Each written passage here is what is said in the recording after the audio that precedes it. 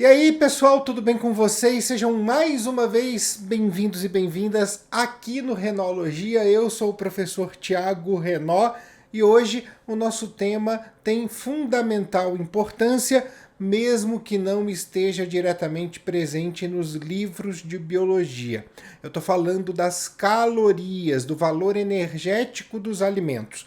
Por que abordar esse tema no momento em que nós já vimos todas as moléculas que fazem parte da composição química do organismo?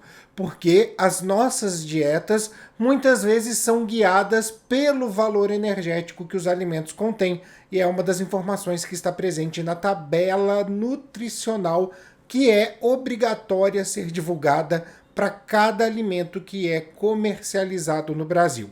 Mas antes da gente começar, da gente aprofundar nesse tema, o nosso ritual padrão. Se você é novo ou é nova por aqui, as boas-vindas estão devidamente dadas. Aproveite e inscreva-se no canal, ative o sininho das notificações, dê o seu like porque isso ajuda bastante o canal a crescer. Pega papel e caneta, possivelmente até uma calculadora, porque é a hora do estudo.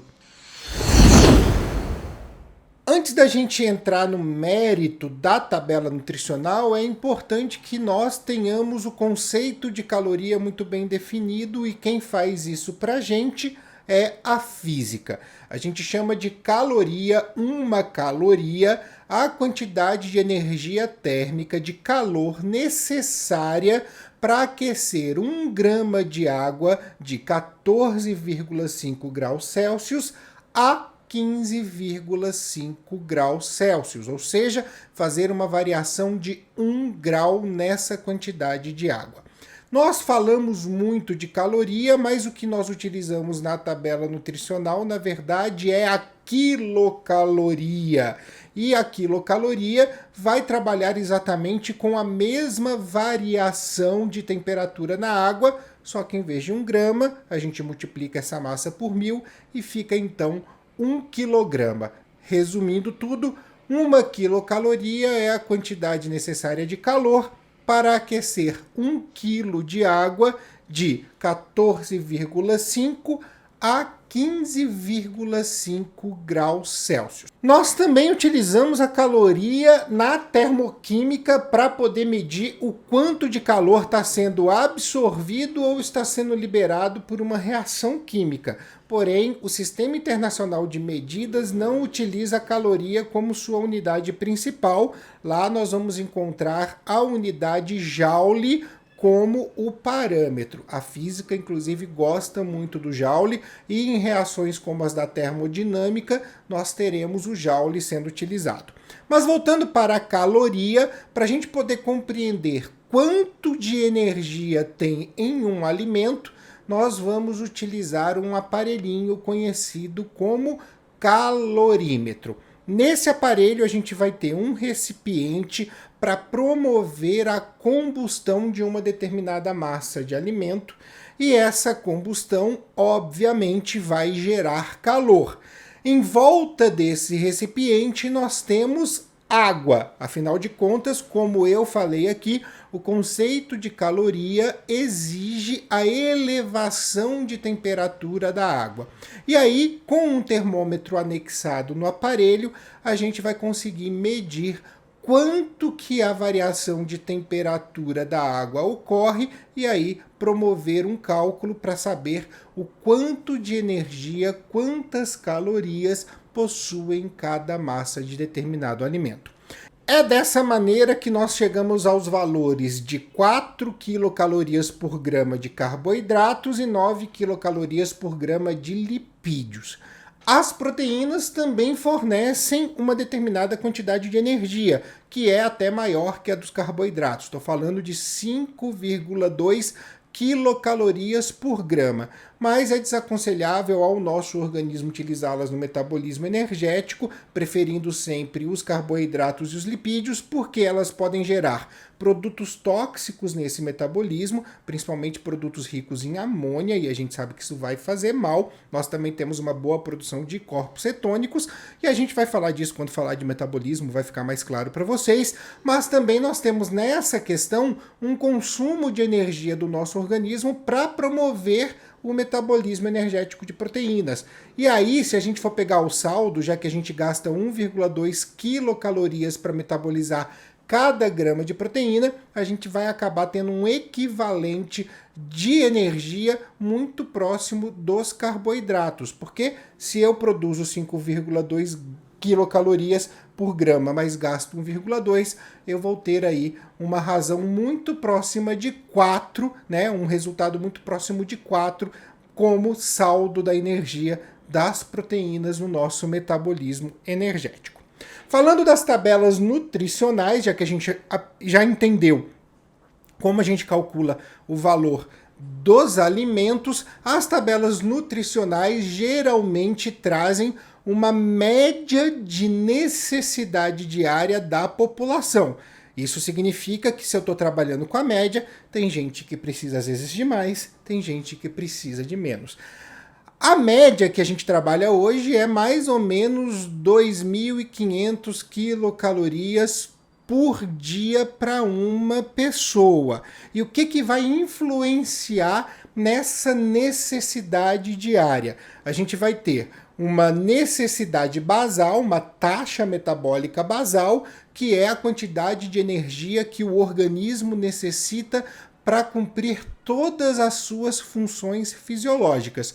E, na contrapartida, a gente tem uma taxa metabólica das atividades realizadas. Então, uma caminhada, uma academia, um esporte, é claro que a gente trabalha isso como atividade, o conceito de atividade muito mais fácil. Mas se você vai até a escola, se você está estudando, se você está lendo um livro, se você está lavando a louça na cozinha, se você está varrendo a casa, tudo que você executa que é além do repouso também conta como taxa de atividade e entra também nessa conta. Pessoas mais ativas gastam mais energia que pessoas menos ativas. E além dessa atividade, outros fatores vão influenciar nesse cálculo de necessidade energética diária. E aí eu estou falando de fatores como a idade, como a massa e também como o sexo das pessoas. Ou seja, várias coisas podem influenciar. Eu tenho um gasto energético muito maior quanto mais jovem eu sou. Então, uma criança necessita de mais energia do que um adulto, do que um idoso. Eu tenho um gasto energético maior, uma necessidade energética maior, quanto maior for a minha massa corporal. Então, pessoas mais pesadas necessitam de mais energia do que pessoas mais leves.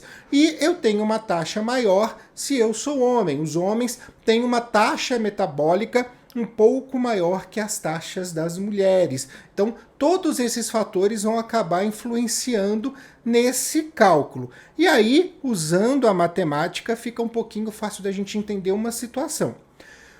Se eu pegar aquilo que eu consumo e dividir por aquilo que eu gasto, eu vou ter a seguinte situação. Se essa razão for menor que 1, ou seja, eu acabo consumindo menos energia do que eu gasto, eu vou promover o emagrecimento do corpo. Se essa razão for muito próxima a 1, ou igual a 1, eu vou acabar promovendo a manutenção dessa massa corporal. E se eu acabo consumindo mais do que eu gasto, e a razão obviamente fica maior que 1, eu vou promover o ganho de massa, porque eu vou precisar reservar essa energia na forma de glicogênio e posteriormente na forma de triglicerídeo. E aí, é claro que eu não estou falando de um único dia da dieta, eu estou falando de um período prolongado. Não vai achar que você vai engordar muito ou vai emagrecer muito por conta de um dia desse desbalanceamento, porque isso não vai acontecer. Mas vale aqui, e isso é muito importante, vale a gente ressaltar que o ganho e o gasto de calorias não deve ser o único índice, o único fator que você vai utilizar para cuidar da sua saúde ou promover um ganho de massa ou promover uma perda de massa. Outros fatores são importantes, e aí eu posso citar como exemplos. O índice de massa corporal, o IMC, posso citar a bioimpedância, que é um exame que se realiza para poder compreender a composição química do organismo.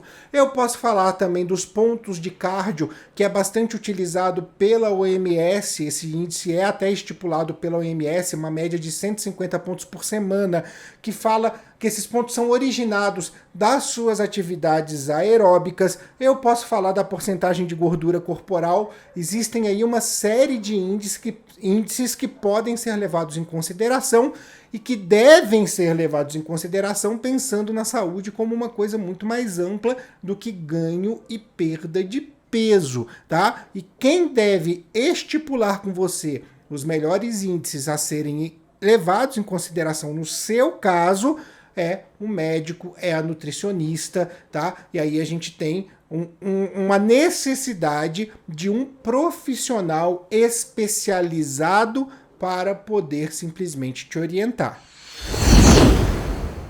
Então é isso, pessoal. Esse foi o nosso bate-papo sobre calorias, um tema que, mesmo ausente dos livros didáticos de biologia, precisa ser abordado porque norteia muito as nossas dietas. Antes de eu me despedir, só para deixar aqui mais uma vez registrado as nossas redes sociais, o @renologia no Twitter, no Instagram e também no TikTok, e também a nossa dica dos episódios do Articulando, o nosso podcast aqui do canal, que sai toda segunda aqui no YouTube, porém também está disponível no Spotify e no Google Podcasts. Deixo aqui então o meu beijo a todos e a todas e até a próxima.